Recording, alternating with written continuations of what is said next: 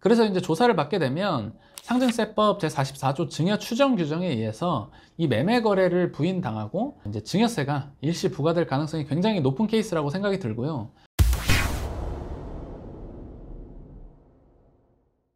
안녕하세요, 김동원 세무사입니다. 11월 17일 목요일 날 국토교통부에서 보도자료가 나왔습니다. 중개사를 통하지 않은 부모 자식 간 직거래, 이상거래라고 표현을 해놨는데 저가 양도라고 일반적으로 많이 불리고 있죠.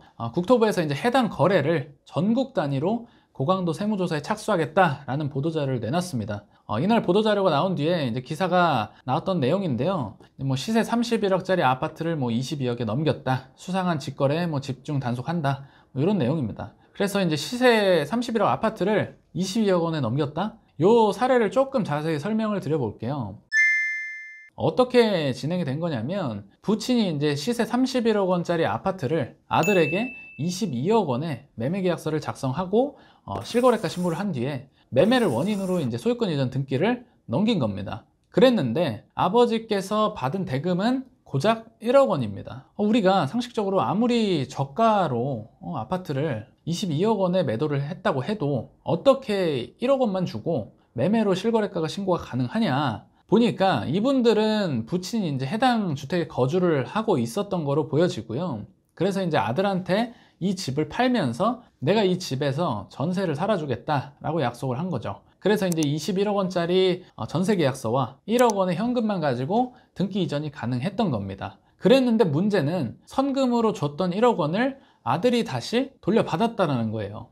이거는 정말 어떻게 보면 전문가의 조력 없이 이렇게 진행한 것이 아닌가 하는 생각이 들 정도로, 아니 안 그래도 가입 규모로 봤을 때 세무조사 나올 가능성이 굉장히 높아 보이는데 함부로 이 매매 대금을 반환하다니요.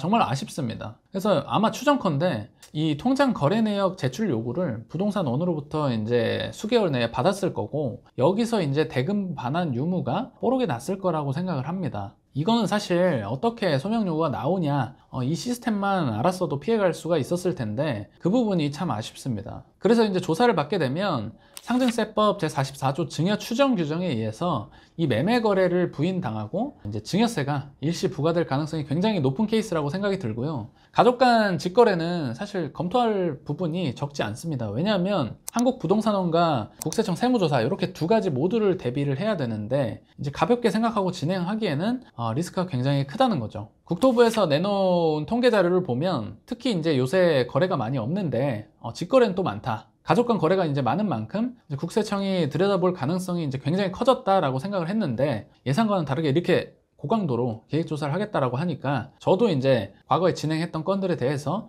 다시 한번 자료를 좀 체크를 하고 대비를 해야 될 것 같습니다. 이번 기획조사는 지속적인 뭐 직거래 증가 추세를 감안해서 전국의 이제 아파트 거래 중에 2021년 1월부터 2023년 6월, 내년 6월까지죠.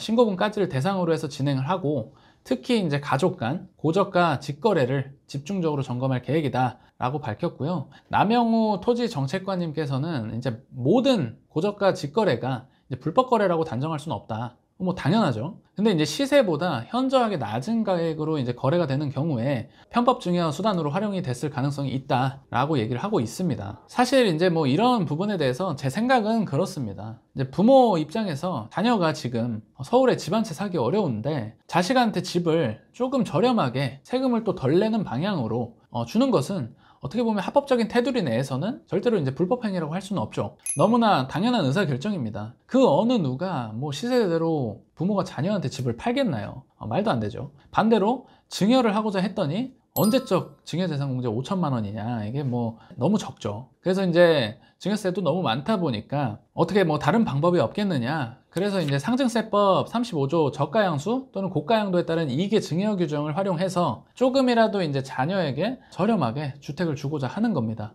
이제 그게 법의 테두리에 맞는 부분이면 그런 의사결정을 하는 것 자체가 이제 너무나도 자연스러운 거고, 이런 방법을 안다면 누구나 그렇게 하실 거라고 생각을 해요. 그러나 이제 문제는 어떻게 법을 이용해서 진행할 거냐는 거죠. 이번 기획조사에서도 중점적으로 볼 내용도 아마 이런 내용일 겁니다. 실질과세, 그리고 자녀의 자금 출처, 부모 자식 간 차용증, 부채 사후관리, 그리고 이제 위 사례처럼 매매 대금의 귀속, 돈을 뭐 반환했느냐 돌렸느냐, 이런 부분들이 될 걸로 보여지고, 왜 3억을 싸게 팔았습니까? 이런 부분은 아닐 거라는 거죠. 왜냐? 그거는 이제 법에서 하라고 정해준 거니까요. 국세청이 우리 계좌를 낱낱이 볼 수는 없다 보니까 이 증여 추정 규정을 벗어나려면 우리가 실행 단계부터 굉장히 신경 써야 될 부분이 많다는 겁니다.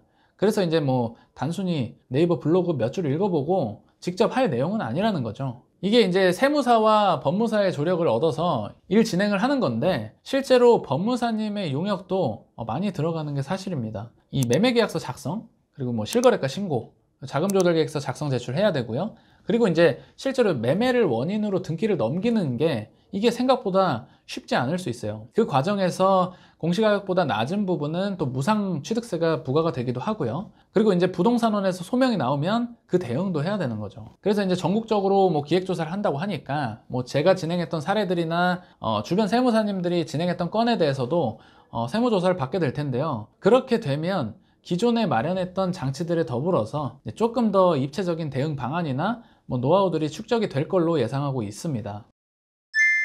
그래서 뭐 어찌됐건 고저가 양수도 관련해서 지금도 이제 실행을 앞두고 계신 분들이 많은데, 내년 6월까지 신고분에 대해서도 이제 세무조사 대상 범위에 포함을 한다고 하니까 조금 더 이제 신중을 기하시고 사전 검토를 꼼꼼히 하셔서 조사를 통한 뭐 세금 추징이 되는 일이 없도록 그렇게 하셔야겠습니다. 시청해 주셔서 감사합니다.